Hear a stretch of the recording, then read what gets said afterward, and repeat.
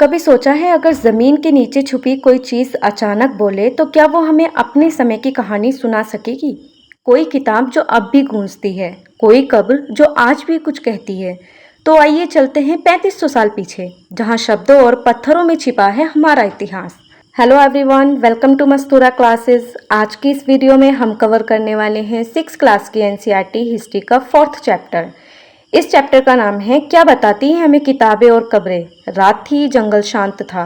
कुछ ऋषि अग्नि के सामने बैठे मंत्र पढ़ रहे थे। कोई किताब नहीं थी उनके पास, फिर भी उनके शब्द आज भी हवा में गूंजते हैं। ये थी ऋग्वेद, भारत की सबसे प्राचीन पुस्तक। 3500 साल पहले रची गई थी, लेकिन आज भी जिंदा है। इसमें है 1028 मंत्र, देवताओं के लिए, जीवन के लिए, युद्ध और यज्ञ के लिए। ऋग्वेद में इंद्र हैं जो वीरता के देवता हैं, अग्नि है जो शुद्धि का प्रतीक है, सोम है आनंद का रस। पर क्या सिर्फ पूजा पाठ है इसमें? नहीं, इसमें छिपी है उस समय की पूरी जिंदगी। लोग कैसे रहते थे, क्या सोचते थे, कैसे लड़ते थे, सब। कभी आपने सोचा गाय के पीछे युद्ध क्यों होता था? आज जिसे हम एक पशु मानते हैं, वो कभी धन का प्रतीक थी।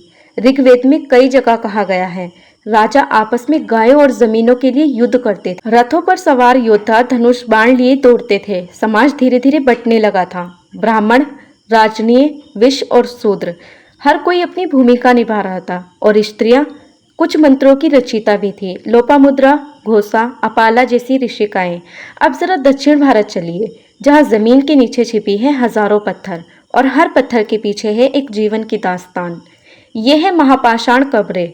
बड़ी बड़ी चट्टानों से बनाई गई हैं, जो हमें बताती हैं कि कोई यहाँ था और शायद बहुत खास था। किसी कब्र में मिट्टी के बर्तन मिले, कहीं लोहे की तलवार और कहीं सोने की चूड़ियाँ। कई कब्रों में शवों के साथ चीजें रखी गई थी, शायद अगले जीवन के लिए। और कई बार किसी एक के चारों ओर और भी शव थे, शायद उनके सेवक या परिवार। ये कब्रें सिर्फ मौत की निशानी नहीं है, ये जीते जागते लोग थे, जिनका जीवन, उनका मरना और उनकी चीज़ें आज भी हमें बहुत कुछ सिखाते हैं। और तभी आया लोहा, एक ऐसी खोज जिसने सब कुछ बदल दिया। अब औजार मजबूत हुए, खेती बेहतर हुई और लड़ाइयाँ और भयंकर हो गईं। लोहे की कुल्हाड़ी, लोहे की तलवार, लोहे का हाशिया, अब हर हाथ में कुछ नया था। लोहे ने इंसान को सिर्फ साधन नहीं दिए, बल्कि सोचने की ताकत दी कि वो अब जमीन को बदल सकता है और शायद खुद को भी।